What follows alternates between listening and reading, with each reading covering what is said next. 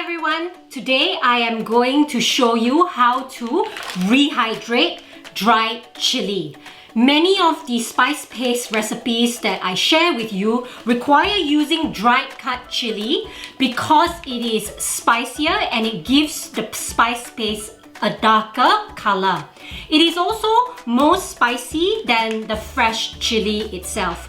One thing that we are going to do is try to remove as many seeds as possible because it will just make it extremely spicy. Make sure that you use gloves when you're doing this because when you rub your eyes, it is going to be stinging.